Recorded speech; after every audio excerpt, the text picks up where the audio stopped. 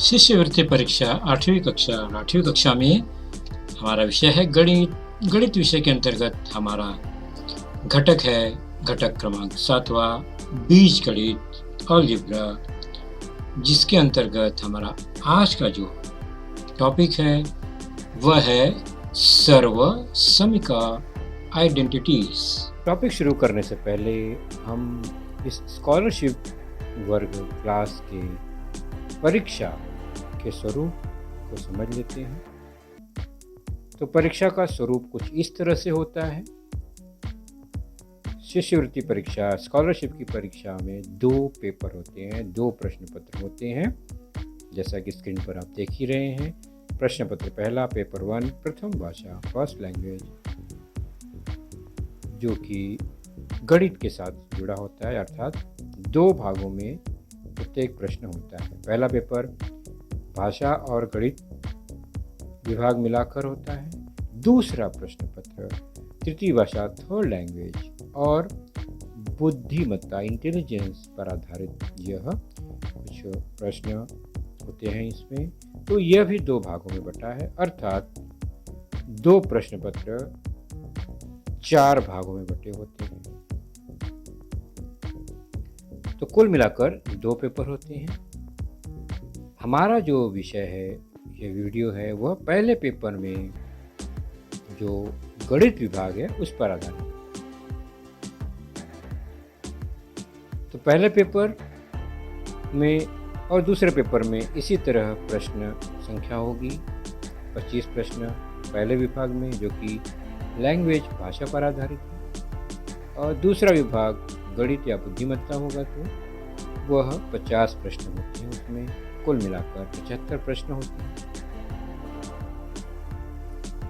और प्रत्येक प्रश्न के लिए 2 अंक निर्धारित किए गए हैं। इसका मतलब हुआ कि 25 प्रश्न जो लैंग्वेज पर है, भाषा पर है, वह 50 अंकों का होगा, और जो दूसरा विभाग गणित अथवा बुद्धिमत्ता होगा तो उसमें 50 प्रश्न के लिए 100 अंक निर्धारित होंगे। कुल मिलाकर 75 प्रश्न 75 क्वेश्चंस पर 150 अंक निर्धारित किए गए हैं, और दोनों प्रश्न पत्र को हल करने के लिए समय 90 मिनट का 1.5 घंटे का मिलता है। अलग अलग 2 पेपर होते हैं।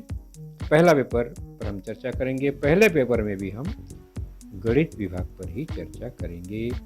तो गणित विभाग में भी जैसा कि हमने देखा 50 प्रश्न 100 अंकों के लिए होते हैं। हर प्रश्न के उत्तर के लिए 4 पर्याय दिए गए होते हैं, और कक्षा 8वीं जो है, इस कक्षा में अधिकतम 20% प्रश्न ऐसे होंगे जिसके 2 हल होंगे, और प्रश्न में वह लिखा गया होगा कि 2 विकल्प चुनिए, 2 पर्याय चुनिए, तो हमें दोनों पर्याय चुनना होगा। 20% प्रश्न का मतलब हो गया कि 10 प्रश्न गणित में, 5 प्रश्न भाषा में हो सकते हैं।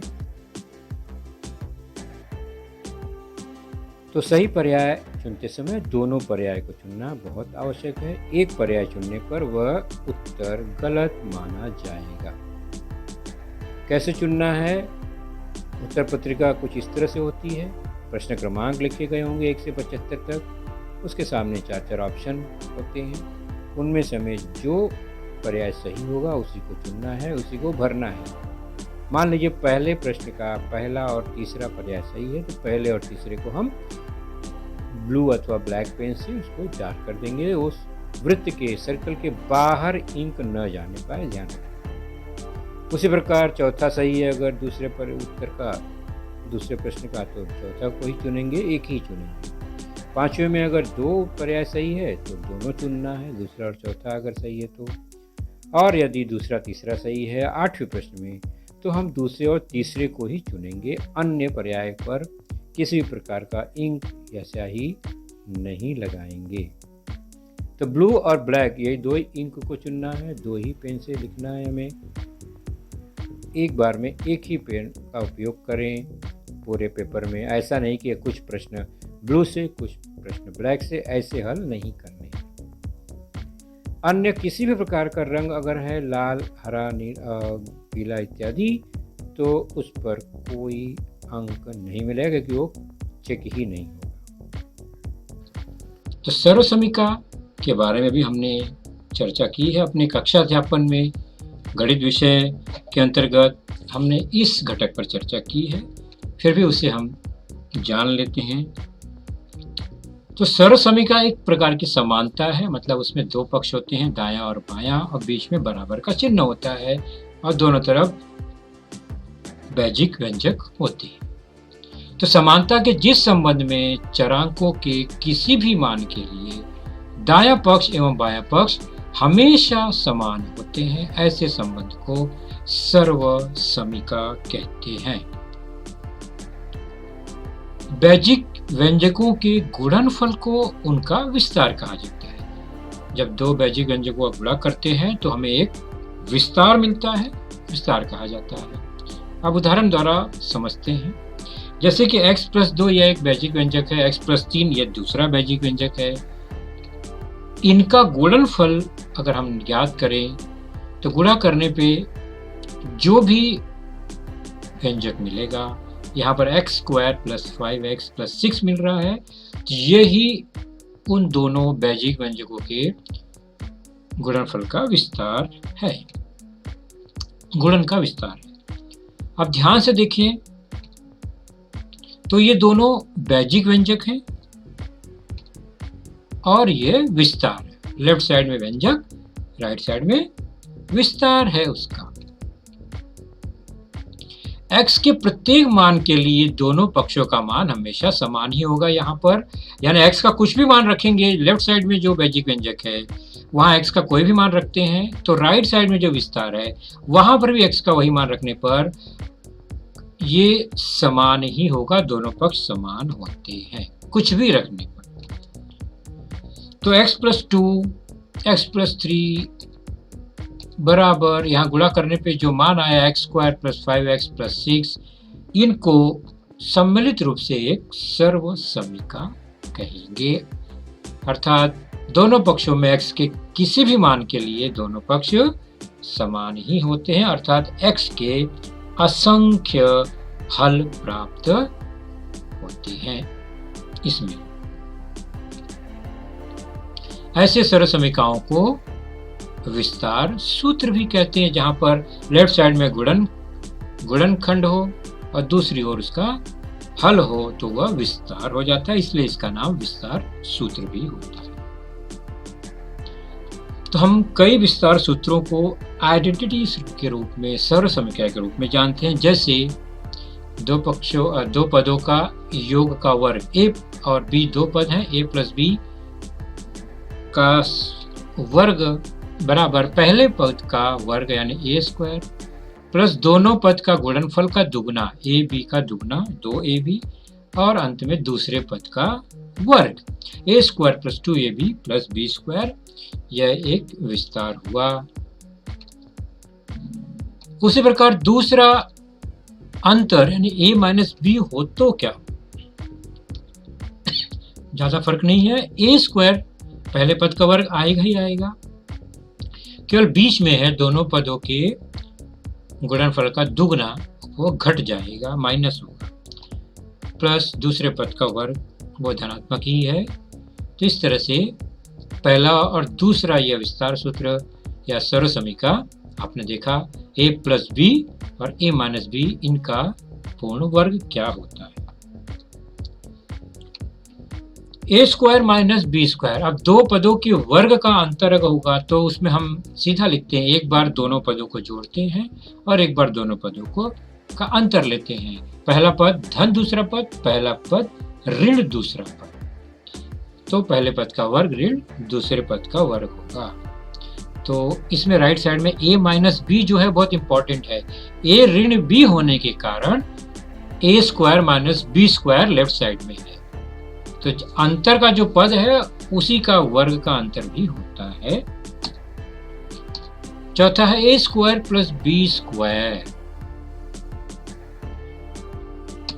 ये होगा a + b का वर्ग और उसमें से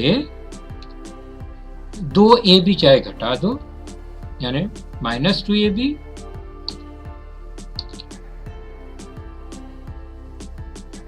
x प्लस ए एक्स प्लस बी का गुणनखंड क्या है, तो x का वर्ग आएगा, फिर ए बी का योग गुणे x धन ए बी।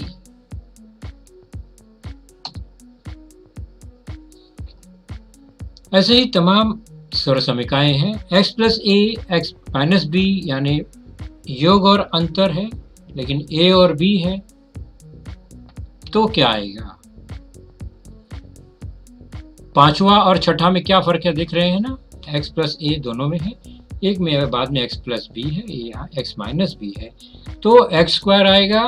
अब केवल माइनस बी है तो a माइनस बी हो जाएगा गुणे x, फिर माइनस ए बी, क्योंकि ऋणात्मक हो गया b, कोई भी एक पद ऋणात्मक होगा तो आखिरी पद जो है विस्तार में ऋणात्मक ही हो जाएगा इस तरह के व्यंजकों में। आगे है x माइनस ए एक्स प्लस बी, तो a माइनस है, यहाँ पर ध्यान से देखो, छठे और सातवें में a ऋणात्मक है और b धनात्मक है, तो x का वर्ग आएगा ही आएगा, प्लस a माइनस बी के बदले b माइनस a हो जाएगा, a ऋणात्मक है तो गुणे x, और फिर ऋण ए बी आएगा ही, क्योंकि यहाँ पर एक पद जो कि x के अलावा है वह ऋणात्मक है, माइनस a। इसके बाद a प्लस बी का घन यानी दो पदों के योग का घन क्या होगा, तो इसमें चार पद होंगे, पहले a की घात 3, फिर 3 a की घात 2 यानी एक घात कम हो गया a का, फिर b आ गया बीच में, 3a स्क्वायर b, फिर 3ab स्क्वायर प्लस b की घात 3। ठीक इसी प्रकार a माइनस b का घन होगा तो a का घन माइनस हो जाएगा पहले, फिर 3a स्क्वायर b, फिर प्लस होगा 3ab स्क्वायर, फिर माइनस होगा b की घात 3। तो 8वें 9वें में चिन्ह बदल गया है, a का चिन्ह वही रहेगा क्योंकि a दोनों में धनात्मक है।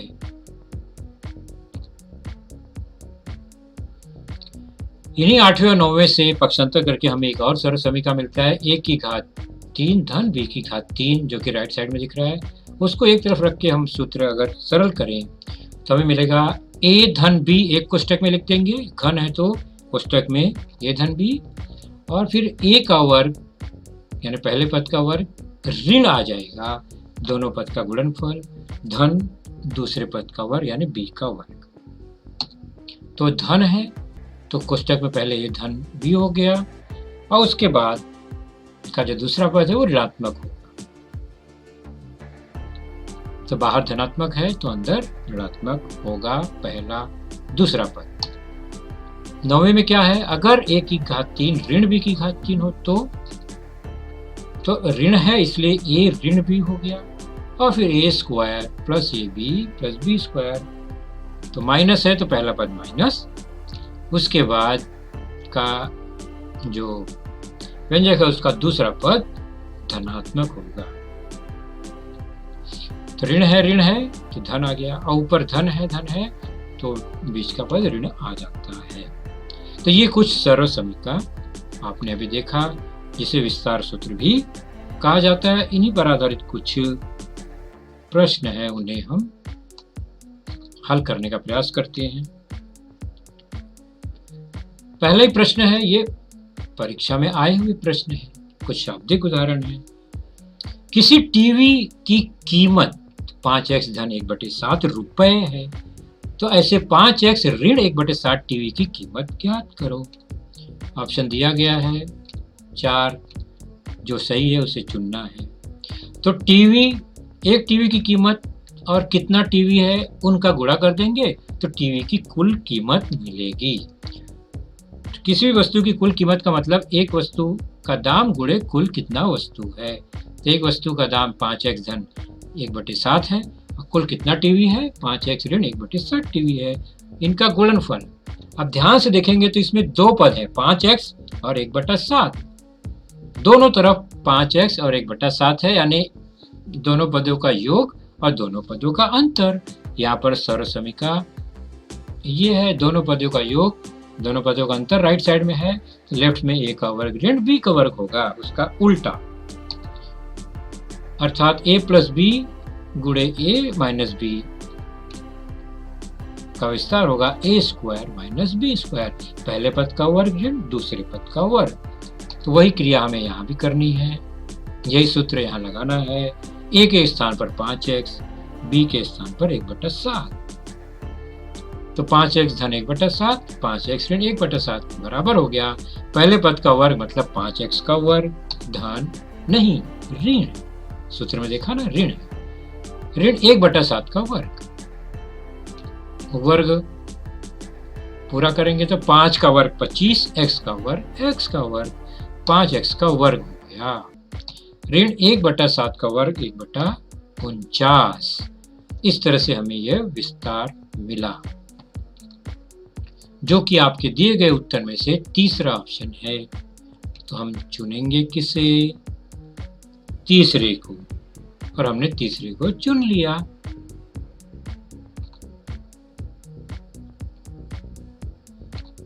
अगला उदाहरण देखेंगे,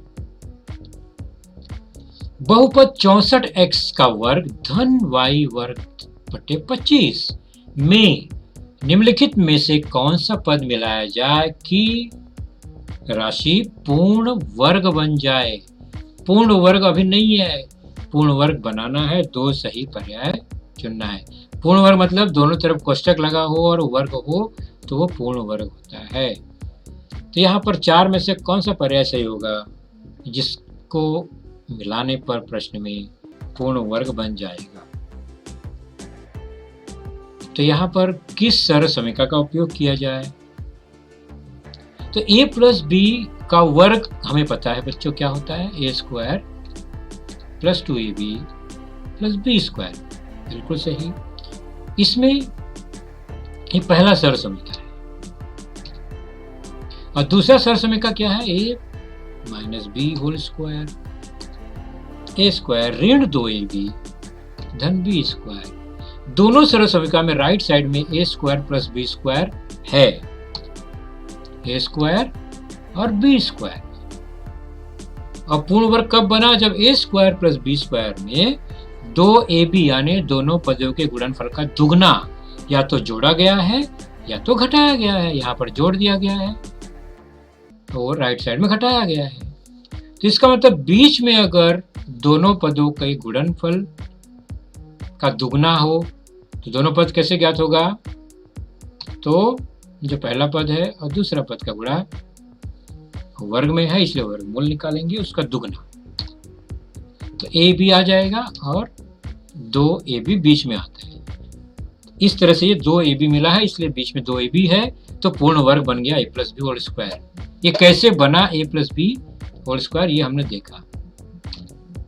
उसी प्रकार माइनस 2ab भी अगर हम लेते हैं तो भी पूर्ण वर्ग बन जाएगा। a square plus B square में धन 2ab जोड़े या ऋण 2ab, दोनों पूर्ण वर्ग बनेगा, बराबर।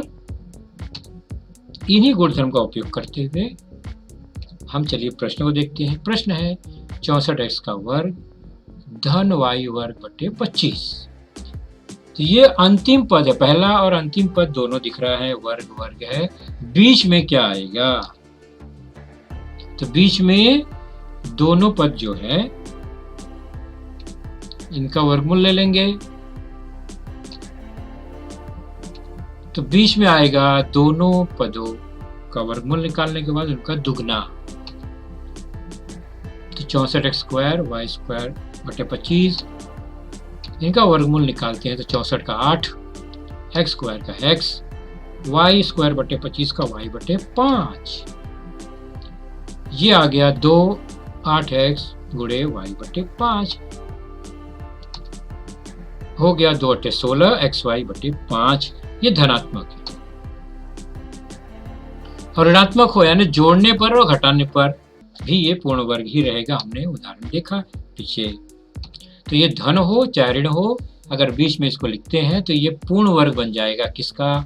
8x धन y बटे 5 पूर्ण वर्ग का, या 8x ऋण y बटे 5 पूर्ण वर्ग का। तो ये दोनों ऑप्शन सही है। धन 16x y बटे 5, ऋण 16x y बटे 5। तो पहला और दूसरा दोनों को चुनना जरूरी है, पहले को भी और दूसरे को भी। अगर हमने एक को भी छोड़ दिया तो हमारा उत्तर गलत हो जाएगा। आगे बढ़ते हैं, तीसरा उदाहरण लेते हैं। राशि के गुणनखंड बताइए। राशि दी गई है 27x की घात 3 ऋण 64 बटे x की घात 3। ये चार ऑप्शन में से कौन सा सही है वो देखना है हमें। जो सही होगा उसे चुनेंगे। तो सबसे पहले प्रश्न का निरीक्षण करते हैं। तो ये घन है, पदों के घन है। 27 3 का घन है, x की घात 3 x का घन है, 64 4 का घन है, x की घात 3 x का घन है। मतलब यहाँ पर घन वाला सूत्र लगेगा कौन सा? a cube minus B cube. ये बराबर होता है किसके? a माइनस बी, माइनस है तो माइनस आ गया, और फिर a स्क्वायर। याद कीजिए 9वां सरसमीका हमने देखा था शुरू में, वह माइनस है अगर ब्रैकेट में पहले, तो दूसरे ब्रैकेट में दूसरे पद में धन आ जाएगा। इसी का निरीक्षण करते हैं। तो माइनस है तो यहाँ माइनस आया, a माइनस बी, और उसके बाद प्लस ए बी हो गया। इसी को ध्यान में रखकर अब हम 64x की घात 3 और 27x की घात 3 और 64 बटे x की घात 3 का निरीक्षण करते हैं। तो 27 किसका घन है? पहला पद किसका घन है? तो 27 जो है 3 का घन है। x जो है x की घात 3 x का घन है। कंबाइन कर देंगे, 3x का घन हुआ ये पूरा पद। उसी प्रकार ऋण आ गया बीच में। 64 बटा x की घात 3, 64 किसका घन है? 4 चौक 16 चौक 64, 4 का, तो 4 बटे x की घात 3। तो ये दो पद हो गए, 3x और 4 बटे x, इनका घन। अब सूत्र में क्या दिखाई दे रहा है? पहले दोनों का अंतर लिखते हैं कोष्टक में। तो 3x माइनस 4/x, ये पहला हो गया। दूसरे कोष्टक में दूसरा पद धनात्मक होगा, तो पहले पद का वर्ग 3x स्क्वायर प्लस दोनों पद का गुणनफल 3x इंटू 4/x प्लस दूसरे पद का अंतर, दूसरा पद 4 बटा x, उसका वर्ग, दूसरे पद का वर्ग 4 वर्ग x स्क्वायर। अब इसे क्या करते हैं? सरल करते हैं। x कट गया, बच गया 3x ऋण 4 बटे x और 3x स्क्वायर, 3x का वर्ग 3 त्रिक का 9 और x का वर्ग, धन 4 तिहाई 12, धन 4 का वर्ग 16 बटे x का वर्ग। तो यह हमें गुणनखंड मिल गया। और अगर हम उत्तर को ध्यान से देखें तो दूसरे उत्तर के यह बराबर दिखाई दे रहा है। तो दूसरा ऑप्शन सही हुआ।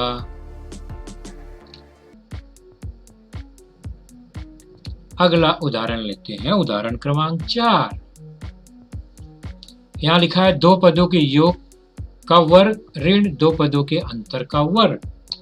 क्या मान आएगा? 0 या 4 धन 2 बटा m का वर्ग, या m वर्ग धन 1 बटे m का वर्ग, या 4। जो सही होगा उसे चुनेंगे। ये दो तरीके से लगाया जा सकता है।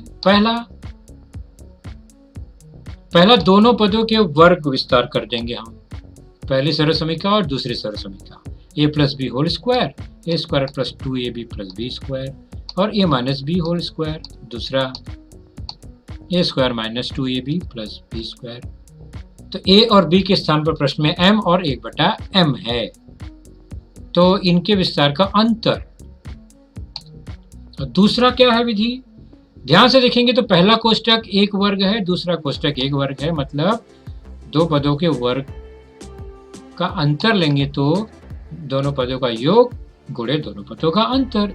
इसके द्वारा भी हम हल कर सकते हैं, लेकिन हम पहले विधि की ओर ही चलेंगे। अंतर लिया है दोनों पदों में, तो हम यहाँ पर घटा के देखते हैं सरसमीका, जो सरसमीका है हमारी, कि क्या मिलता है। तो अंतर लेने पर मिलता है पहला पद तो कट गया, आखिरी पद भी कट गया, बीच के पद का दुगना यानी 2ab के बदले 4ab मिल गया, 4ab। अब हमारे प्रश्न में a के स्थान पर m है, b के स्थान पर 1/m है, तो हम क्या करेंगे, 4 गुणे a गुणे b को हम a के स्थान पर m को और b के स्थान को 1/m को रखकर मान निकालेंगे। इस तरह से 4 गुणे m गुणे 1/m, तो देखते हैं m कट गया, तो बचेगा 4। तो इस तरह उत्तर 4 आया, मध्य पद का दुगना आएगा। ऑप्शन चौथा ही सही है। दूसरी विधि से आप स्वयं लगाने का प्रयास कर सकते हैं। तो इस तरह से आज हमने बीज गणित के अंतर्गत सर्वसमीका को देखा।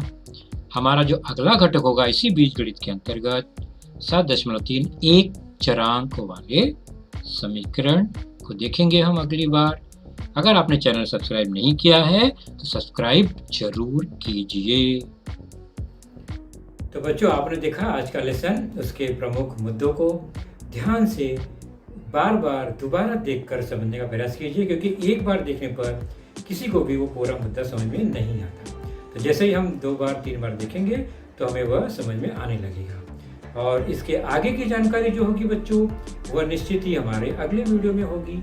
तो उस वीडियो को देखने के लिए, उसकी सूचना प्राप्त करने के लिए जो नीचे सब्सक्राइब का बटन होता है उसे ज़रूर प्रेस कीजिए और नोटिफिकेशन ऑन रखिए, ताकि जैसे ही हमारा लेसन चैनल पर डाला जाएगा आपको वह तुरंत प्राप्त होगा।